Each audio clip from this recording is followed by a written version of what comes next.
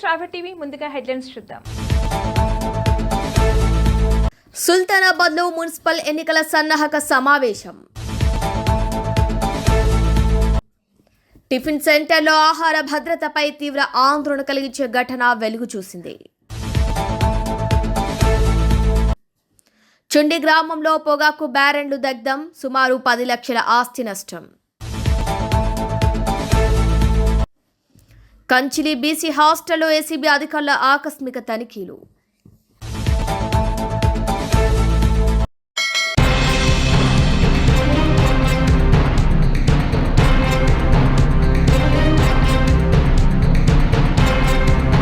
ప్రకాశం జిల్లా వాలేటివారిపాలెం మండలం చుండి గ్రామంలో అగ్ని ప్రమాదం చోటు చేసుకుంది.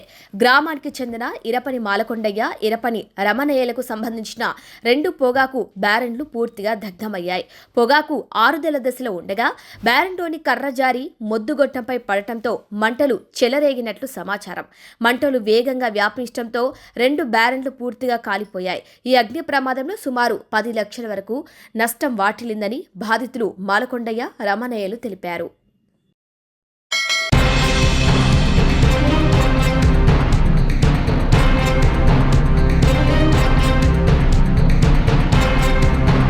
మున్సిపల్ ఎన్నికల్లో కాంగ్రెస్ పార్టీ అభ్యర్థులు విజయమే లక్ష్యంగా పనిచేయాలని మంత్రులు జూపల్లి కృష్ణారావు, దుద్దిల శ్రీధర్బాబు అన్నారు.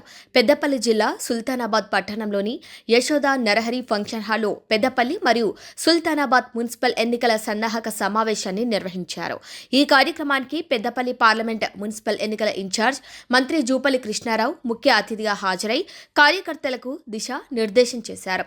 మంగళవారం రోజున షెడ్యూల్ విడుదలైన సందర్భంగా కాంగ్రెస్ పార్టీ మున్సిపల్ ఎన్నికలను ప్రతిష్టాత్మకంగా తీసుకొని పెద్దపల్లి, సుల్తానాబాద్లోని అన్ని స్థానాలు కాంగ్రెస్ అభ్యర్థులను గెలిచేలా కృషి చేయాలన్నారు. మున్సిపల్ ఎన్నికల ప్రచారానికి అనుసరించాల్సిన వ్యూహాలు, సమావేశ నిర్వహణ తదితర అంశాలపై చర్చించాలని కోరారు. గత 10 సంవత్సరాల బీఆర్ఎస్ పాలనలో పెద్దపల్లి, సుల్తానాబాద్ మున్సిపల్ అభివృద్ధికి చేసిందేమీ లేదన్నారు. గెలుపు కోసం కష్టపడి పనిచేయాలన్నారు. అనంతరం పెద్దపల్లి ఎమ్మెల్యే చింతకుంట విజయ రమణారావు సమక్షంలో మాజీ జెడ్పీటీసీ ఐల రమేష్ మరియు పలువురు బీఆర్ఎస్ నేతలు కాంగ్రెస్ పార్టీలో చేరారు.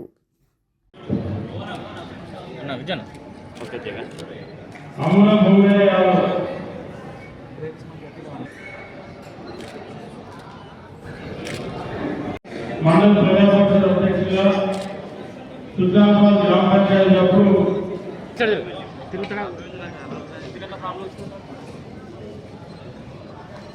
అక్కడ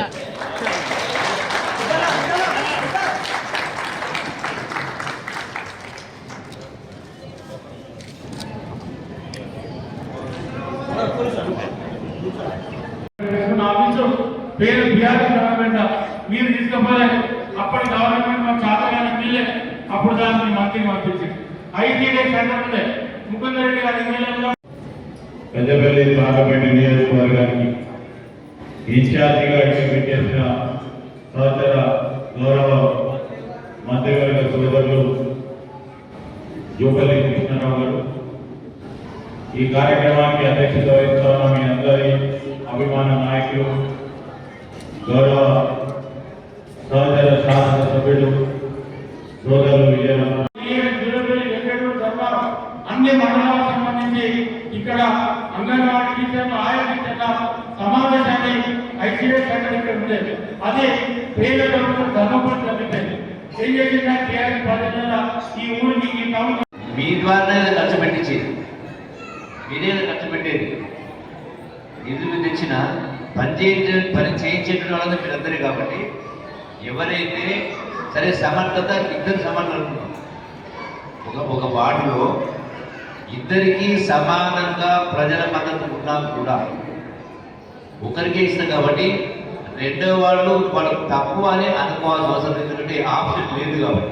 సో అటువంటి వాళ్ళు ఎవరికైతే బీఫామ్స్ టికెట్స్ అందబోతా ఉన్నాయో గౌరవ అంటే రిపోర్ట్స్ వచ్చిన తర్వాత వాళ్ళ పొరపాటున మనకున్న స్థానికతతో వీళ్ళకి వస్తాయి. ఆ సర్వే రిపోర్ట్స్ ఆధారంగానే కూడా జరుగుతుంది. రేపు మీరు ఎంతమంది చేసినా ఎమ్మెల్యే గారిని మరి ఆ సర్వే రిపోర్ట్ ప్రకారం ఇవ్వాల్సి వస్తుంది కాబట్టి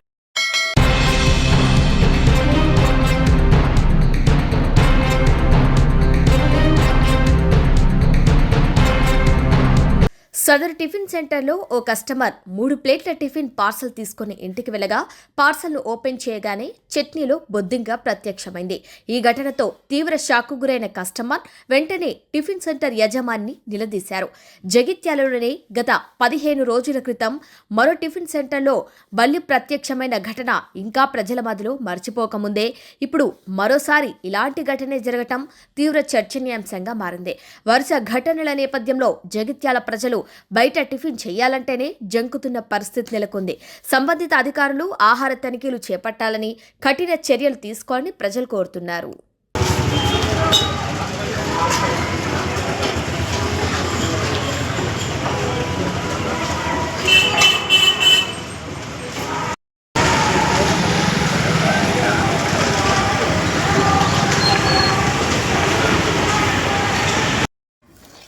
కనబడుతుందా మీ అమ్మని రోజు మా అబ్బాయి చేసి టిఫిన్ చేయమని ఇక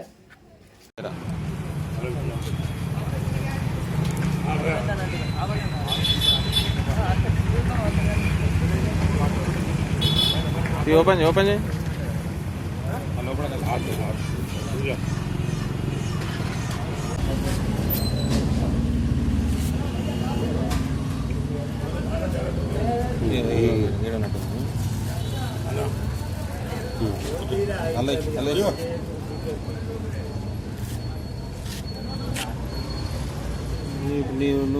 నువ్వు తీసిన వీడియో అది కూడా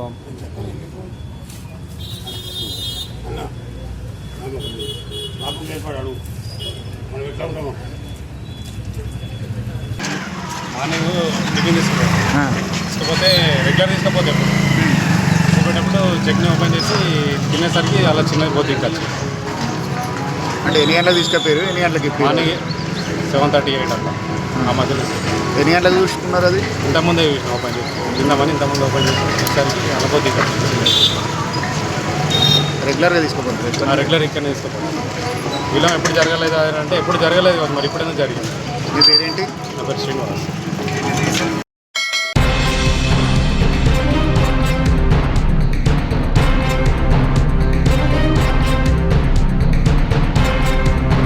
భారత్ న్యూజిలాండ్ మధ్య మరికొన్ని క్షణాల్లో జరగనున్న టీ20 మ్యాచ్కు నగరంలోని ఏసీఏ వీడీసీఎస్ స్టేడియం సర్వాంగ సుందరంగా ముస్తాబైంది. 5 మ్యాచ్ల సిరీస్లో నాగ్పూర్, రాయ్పూర్, గువాహటిల్లో జరిగిన 3 మ్యాచ్ల్లో విజయం సాధించిన టీమిండియా ఇక్కడ జరగనున్న 4వ వన్డేలో కూడా విజయం సాధించి జైత్ర యాత్రను కొనసాగించాలని భావిస్తోంది. మరోవైపు ఇప్పటికే 3.0తో సిరీస్ని కోల్పోయిన చివరి 2 మ్యాచ్ల్లోనైనా గెలుపొందాలనే లక్ష్యంతోనే న్యూజిలాండ్ బరిలోకి దిగుతోంది. టీమిండియాలో భీకర ఫామ్లో ఉన్న అభిషేక్ శర్మ, ఇషాన్ కిషన్తో పాటు కెప్టెన్ సూర్యకుమార్ యాదవ్, హార్దిక్ పాండ్యా ప్రేక్షకులను కనువిందు చేసే అవకాశాలున్నాయి. ఇక న్యూజిలాండ్ జట్టును పరిశీలిస్తే బ్యాటింగ్లో రాణిస్తున్న కెప్టెన్ షాన్ టర్న్ బౌలింగ్లో ప్రభావం చూపలేకపోతున్నాడు. మంచి ఫామ్లో ఉన్న ఫిలిప్స్కు మిచెల్, చాప్మన్ రచి నుంచి ఆశించినంత సహకారం అందటం లేదు. కాగా స్టేడియంలో ఎటువంటి అవాంఛనీయ సంఘటనలు చోటు చేసుకోకుండా పోలీసులు ప్రత్యేక జాగ్రత్తలు తీసుకుంటున్నారు.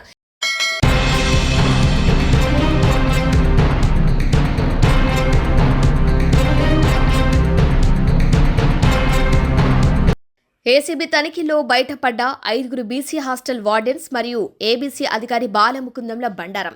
హాస్టల్ విద్యార్థుల ఒక్కొక్క నుంచి ప్రతి నెల ₹5 వసూలు చేస్తున్నారు హాస్టల్ వార్డెన్స్, ఏబీసీ అధికారి బాలముకుందం. బీసీ హాస్టల్ వార్డెన్స్ వద్ద నుంచి రెడ్ హ్యాండెడ్గా ₹184,070 స్వాధీనం చేసుకున్నారు ఏసీబీ అధికారులు. ఇక నిందితులను విశాఖపట్నం ఏసీబీ కోర్టుకు తరలిస్తామని ఏసీబీ డీఎస్పీ రమణమూర్తి వెల్లడించారు.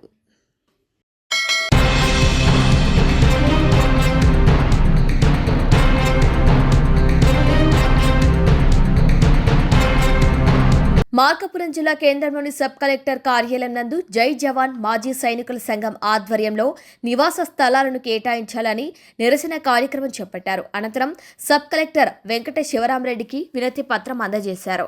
ఈ సందర్భంగా సొసైటీ అధ్యక్షులు చెన్నయ్య మాట్లాడుతూ దేశానికి సేవ చేసిన మాజీ సైనికులు అనేక రకాలుగా ఆర్థిక ఇబ్బందులకు గురవుతున్నారన్నారు.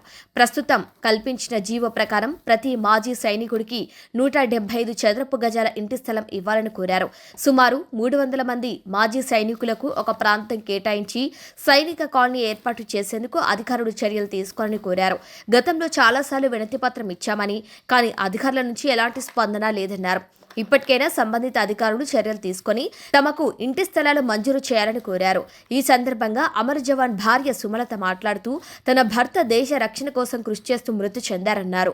మాజీ సైనికులకు ప్రభుత్వం కల్పిస్తున్న సదుపాయాలను కల్పించాలని కోరారు. నివాస స్థలాలు కేటాయించి మా సమస్య వెంటనే పరిష్కరించాలని కోరారు.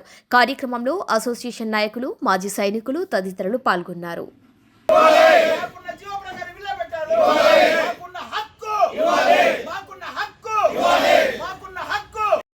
ఇప్పుడు మన వీర నారీమణులు గారు సబ్ కలెక్టర్ గారు సబ్ కలెక్టర్ గారు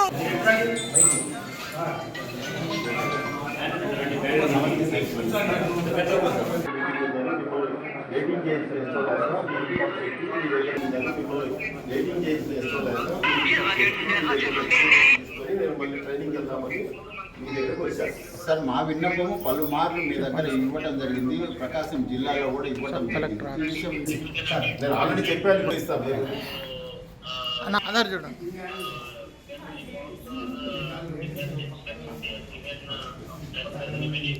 ఓకే, ఇటు వచ్చాను, ముందట వెళ్ళాను, ఇటు వచ్చాను. ఎందుకు వచ్చాను? మీరు ఇంతమంది ఒక ప్రయాసం వచ్చి వచ్చారు. ఈరోజు మన సబ్ కలెక్టర్ గారికి మన మాజీ సైనికుల స్థలం గురించి వినతి పత్రం ఇవ్వడం కూడా జరిగింది. దానికి ఆయన అనుకూలంగా స్పందించడం కూడా జరిగింది. గత కాలం నుంచి మనము ప్రకాశం జిల్లా నుంచి అదేవిధంగా మార్కాపురం కొత్త కలెక్టర్ గారికి కూడా వినతి పత్రం ఇవ్వడం కూడా జరిగింది. రాబోయే రోజులలో కాదు, ఇప్పుడే ఈ సమయంలోనే 175 గజాలు స్థలము ప్రతి ఒక్కరికి ఇవ్వలేదు అని అంటే రాబోయే రోజులలో చిన్న చిన్న ధర్నాలే కాదు, నిరసన కార్యక్రమాలు కాదు, ర్యాలీ కూడా నడిపిస్తాము. పశ్చిమ ప్రాంతాన్నే ఉసిగొల్పుతాము.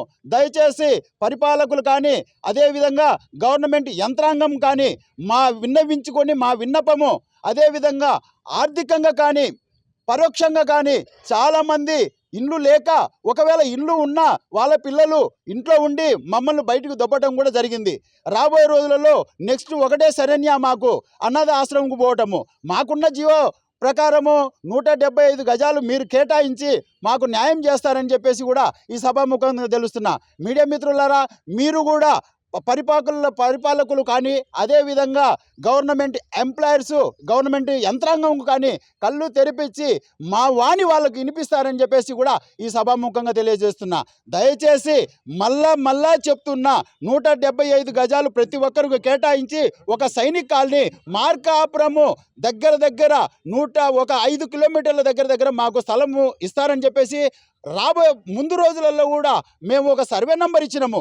ఆ సర్వే నంబర్ అయినా కానీ లేకున్నా పర్వాలేదు, కానీ ఏ సర్వే నంబర్ మీద అయినా కానీ మాకు స్థలం కేటాయించాలని ఈ సభాముఖంగా తెలియజేస్తున్నా. జై హింద్. నా పేరు సుమలత అండి. మా వారు 19 ఏళ్ళు సర్వీస్లో రిటైర్డ్ అయ్యేసి బయటకు వచ్చారు, ఉద్యోగం వస్తుందేమో అనేసి. కాకపోతే తనకి రాలేదన్నమాట. కాంట్రాక్ట్ బేసిక్లో పోలీస్లో జాయిన్ అయ్యారు. కరోనాలో మా వారు ఎక్స్పైర్ అయిపోయారు. సో మాకు కనీసం ఇళ్ల స్థలాలన్నా ఇస్తే బాగుంటుంది అనేసి అయితే కోరుకుంటున్నాము. చాలా రెస్పెక్ట్గా సార్ దగ్గరికి అయితే వచ్చాం. మేము డిప్యూటీ కలెక్టర్ని అయితే కలవడం జరిగింది. సార్ గారు చాలా రెస్పెక్టబుల్గా అయితే మాది వినతి పత్రం అయితే స్వీకరించారు. సో అందరూ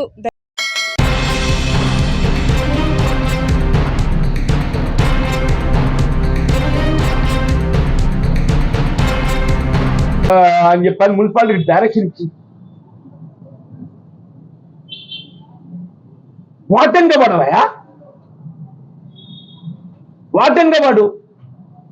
యావరుడు ఆక్రమణ తొలగింపజేయి, అక్రమ నిర్మాణాలు తొలగింపజేయి, అనుమతులు భిన్నంగా చేపట్టబడిన నిర్మాణాలు తొలగింపజేయి, ఏదైనా పెగ్ మార్కింగ్ చెప్పి అక్రమ నిర్మాణాలు ఆగిపోతాయి. 4 కోట్లు పెట్టి 10 కోట్లు పెట్టరా అని చెప్పాలంటే నేనేదో కడతాను జీవన ఊరికి అవ్వ. నువ్వు కట్టింది ఎక్కడనే అడ్డం వచ్చింది ఎక్కడ నేనమంది అడ్డం వస్తానికి రాజ్యం నిధి నడవబట్టే, రాజ్యం నిధి నడవబట్టే నేను ఎక్కడ అడ్డం వచ్చినా. నీ చెయ్యి అంటున్నా బాబు, ప్రోత్సహిస్తున్నా నేను.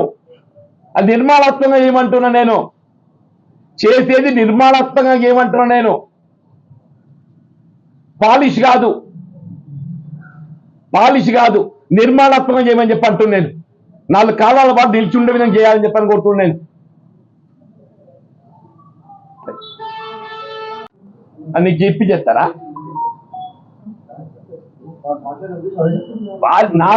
నేను అన్నదాన్ని క్లారిటీ ఇచ్చిన. నువ్వు కూడా ఒక పత్రికా విలేకరివి, ఒక విచారణ అధికారులు ఏదైతే ప్రజాప్రతినిధుల అనుమతులతోనే చేస్తారా? అనుమతుల ఆవశ్యకతనా? అడుగున పెద్ద చేస్తారు కావచ్చు వాళ్ళు.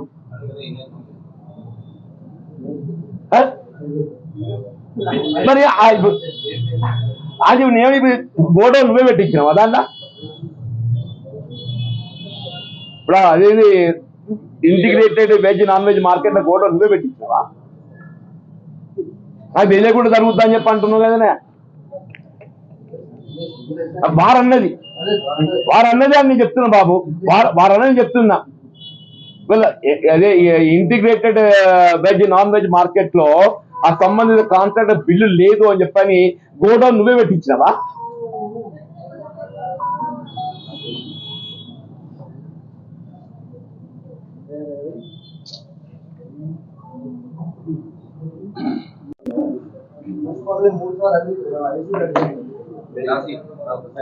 చెప్పి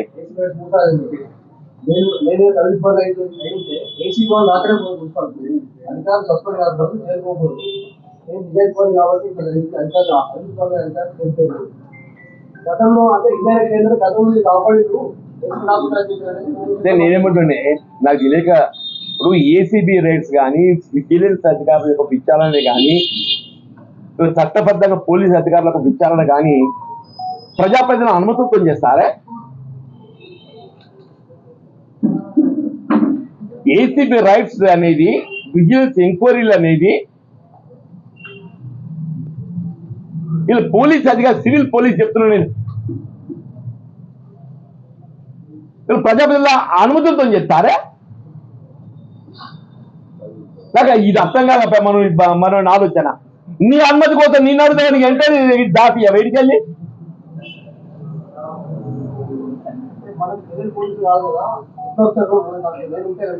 అరే బాబు, it's independent agency, enquiry agency, you must know it. అది అందరు నీ అనుమతులతోనే చేస్తుంది అనుకుంటావు. ఎంక్వైరీలు ఇచ్చే విచారణలు అంటే రోజు వచ్చి నీ ఇంటి దగ్గర పర్మిషన్ తీసుకుపోతున్నావు. నువ్వు చెప్పాల్సింది అదే కదా. జగిత్యాల జరిగే ఒక విచారణలు అన్ని కూడా, జగిత్యాల జరిగే విచారణలు అన్ని కూడా తన అనుమతులు ఆదేశాలకు అనుగుణంగా జరుగుతుందని చెప్పని భావించాలనా?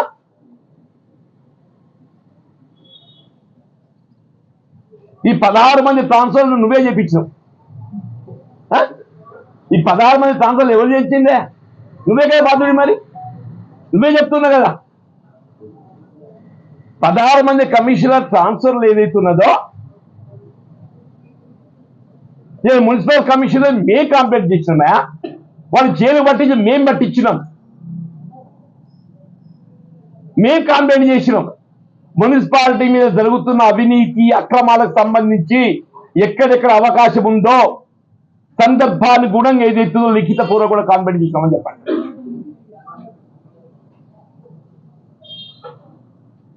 నాకు తెలియదు కూడా ఏసీ పీరియడ్ అవుతుందంటే ఏమంటే నాకు ఇది కొత్తగా వింటుంది.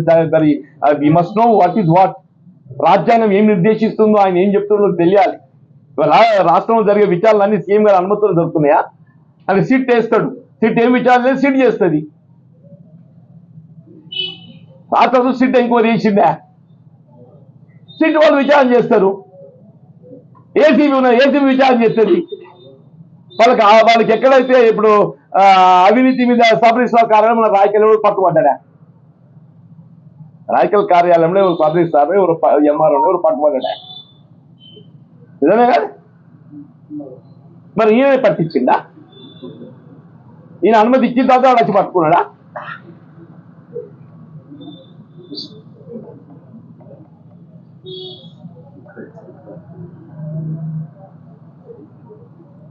ఈ యొక్క లాజిక్ తెలియదు అని చెప్పంటాను నేను.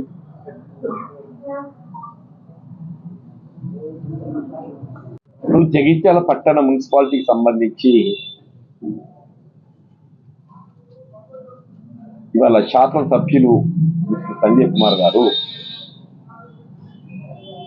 ఏ విధంగా అవినీతి అక్రమాలకు నిలయంగా దాన్ని భ్రష్టు పట్టించే ప్రయత్నం చేయడం జరిగిందో, ఆ వాస్తవాలు మాట్లాడితే ఉన్నది మాట్లాడితే ఉలికి పడ్డట్టు, ఉన్నది మాట్లాడితే ఉలికి పడ్డట్టు అని చెప్పండి.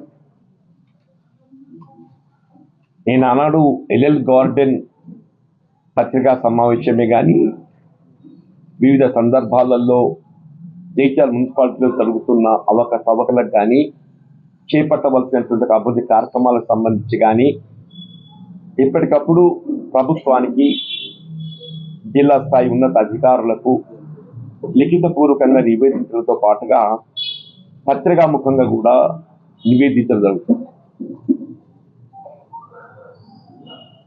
జగిత్యాల పట్టణ మున్సిపాలిటీ గత పాలక మండలి అంటే నిజంగా ఏదైనా ఒక గుర్తింపు అంటూ రావటం జరిగితే పారదర్శకతకు, అభివృద్ధికి సంకేతంగా గుర్తింపు రావాలి. కానీ మన జగిత్యాల పట్టణ మున్సిపాలిటీ గుర్తింపు ఏంటంటే, మిత్రుడు సంజయ్ కుమార్ గారు శాసనసభ్యుడిగా ఉన్న ఈ 5 సంవత్సరాల కాలం కానీ, గత టీఆర్ఎస్ ప్రభుత్వం ఈ 5 సంవత్సరాల మున్సిపాలిటీ పాలక మండలి కానీ చెప్పండి, 16 మంది మున్సిపల్ కమిషనర్స్ మారినటువంటి ఒక ఉదంతం ఒక 5 సంవత్సరాల కాలంలో, పదవి కాలంలో, టర్మ్లో 16 మంది కమిషనర్లు మారటము తెలంగాణ రాష్ట్రం కాదన్న, మొత్తం దేశం కాదు. ఇక్కడ స్థానిక సంస్థలు ఉన్నట్టయితే ఎక్కడ కూడా ఇంతమంది కమిషనర్ మారినట్టు ఉదంతం ఉంటుందని చెప్పి నేనైతే ఊహించా.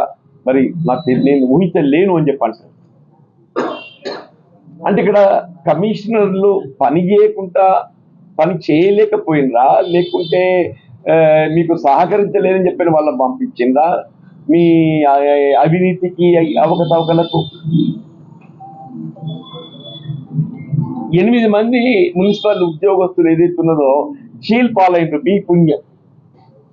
8 మంది మున్సిపల్ ఉద్యోగస్తులు జైలు పాలైండ్రు అవినీతి ఆరోపణలతో. మీ పుణ్యం. ఏసీబీ దాడులు, విజిలెన్స్ ఎంక్వైరీలు, ఇదేనా మీ ప్రగతికి నిదర్శనం?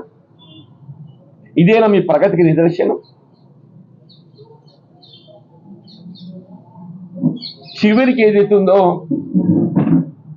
మీరు ఎన్నుకున్నట్టు మీ పార్టీ మున్సిపల్ చైర్పర్సన్, మీరు ఎన్నుకున్నటువంటి ఒక మీ party municipal chairperson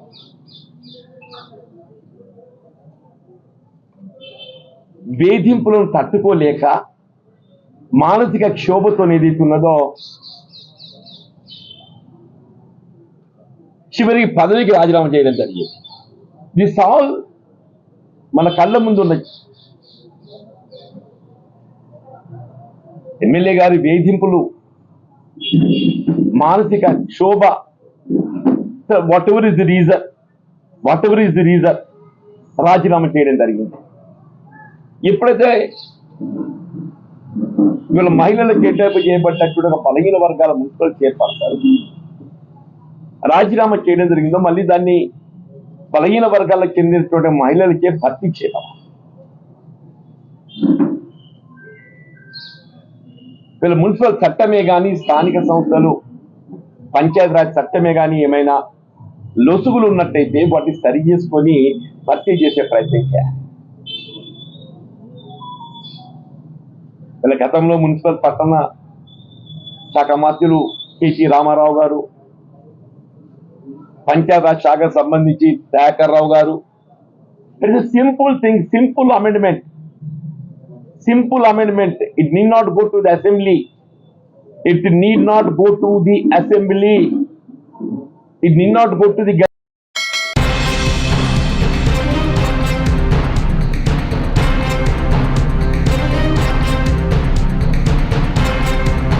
bulletin headlines మరొకసారి. సుల్తానాబాద్లో మున్సిపల్ ఎన్నికల సన్నాహక సమావేశం. టిఫిన్ సెంటర్లో ఆహార భద్రతపై తీవ్ర ఆందోళన కలిగించే ఘటన వెలుగు చూసింది. చుండి గ్రామంలో పొగాకు బ్యారెన్లు దగ్ధం, సుమారు 10 లక్షల ఆస్తి నష్టం. కంచిలి బీసీ హాస్టల్లో ఏసీబీ అధికారుల ఆకస్మిక తనిఖీలు. ఇవి వాళ్ళ బులెటిన్ అప్డేట్స్. కీప్ వాచింగ్ స్ట్రాబె టీవీ.